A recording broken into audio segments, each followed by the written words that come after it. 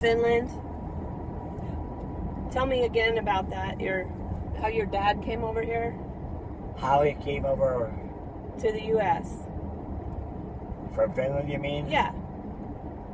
Well, he owned a shoe shop there and everything. He had a pretty business going, but the schooling they had, taught you not to deal with the enemy at all in any conditions, Okay, so what was going on? Was there... So they had the business going, and the Russians offered him, they took that little space for, including what he had, Oh, the Russians invaded Finland? Yeah, I took a little portion of it. Oh, they took it. Okay, so where he But was... they offered, foot soldiers was really the answer in those days, I see. So they want to keep him and, give him his salary and whatever he had to have. In the Russian army. Yeah, but he wouldn't work for him, so he got a hold of someone in Britain, and they got him a free a pass. A passport? Yeah, to get it illegal, I guess it was, Oh. It's anything to get through and get to USA. I see. So it wasn't long until he was gone. Did he say why he chose the United States as opposed to some other country? Well, he believed in peace, Uh-huh. So then what happened? Well, in the meantime, he met my mother, and they were married. They had a little baby born, That was your brother, Martin? Yeah. And then he was here about a year before we had money stuff put together to get her over here. Well, so how did he get over here, though? He came on a ship? Yeah. And then... He had a passport. He had to use several of them. Okay. He'd turn one in and pick up another one and get him moved on a little more. He had to have friends to do this. How did he... Oh, yeah. Yeah, you had to really do some thinking. So where did he go when he first got to the U.S.? Up in Minnesota someplace.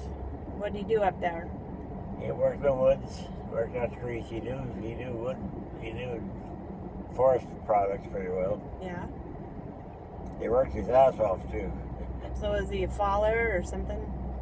Yeah. Okay. And then how did he end up finally in Southern California? Well, there was immigrants that came in ahead of him that said they were going there because that was the place to be, finally, Did he say why? Or just... Well, there was work. There was money available. There was work. Opportunity. He was looking for opportunity. Okay. There was all kinds of jobs and work and everything else. And more money than anybody else in the world. So naturally, that's where he headed for. So how did he do it? Did he take a train? I don't know exactly. Well, there was trouble on the job. You mean where he was? He was loading one of the box cars, loading lumber, and there was a little cubbyhole door on the box car. You're supposed to leave it open to the last thing, but the last log was a big, it kind of covered it. The boss chewed on him and told him to adjust it so he could close it. He tried to do it, and the boss got mad and told him off, so he accidentally dropped that big pole he had. It hit the boss outside the head and took off on foot. Uh-oh. So then what? Well, then he finally found a means of transportation. He worked his way over to L.A., and it wasn't exactly what he said it was, but it was a job, and he paid more than he'd ever heard of before. So. Doing what? Pardon? Doing what? Well, he was working in the woods and loading boxcars and... No, I mean in Los Angeles. What? Oh, well, there was building going on. Houses and that kind of thing? Or? And he knew quite a bit about building. So he got in on that. Of course, he was willing to learn, you know, so he did pretty well at it. So how did he get the farm? Well, that was later. A couple of years later, they said that was the thing to do, to own a farm, and you know. And how did he get it? Well, he had some money saved up and made a down payment, you know. Okay, and then it was a homestead? There was a house. He had to kind of do a lot of work to make it livable, but it was kind of more or less a shack. Yeah? And so he was able to make it livable, and that's where the family grew. How many acres? That first one was only 15. 15 acres? Yeah. Yeah? That was on Wineville Road? Yeah. How many kids in that little tiny house? Well, there's eight kids, 4 boys, 4 girls in the family finally. It's a hell of a crew.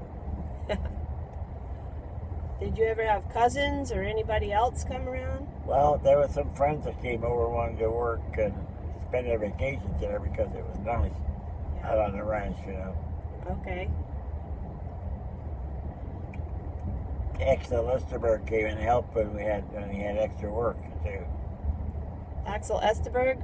Yeah, Esterberg. I've heard his name Axel was his first name.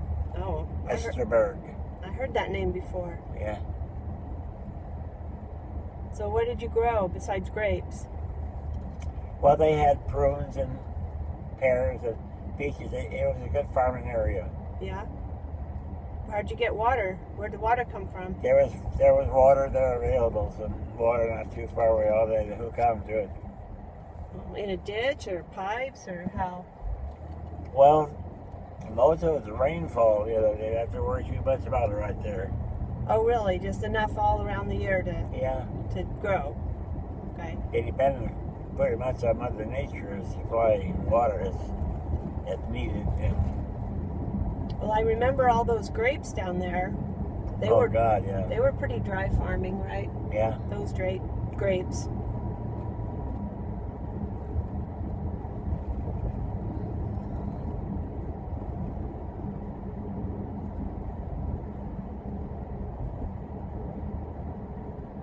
Got any stories about the farm? No. With your brothers or anything? Well, this one guy, Mr. Lyman, he was there before Dad, and they had these mock oranges that were not worth a damn, you know. They were like regular cantaloupes, but they had no flavor. They were fit to eat or anything. Called them mock oranges. Mock oranges, okay. And they bear more than anything else. And he came over and saw that old Lyman had flipped his lid. He was going crazy, throwing, picking these goddamn mock oranges, tossed them into a little canyon there. Oh, yeah?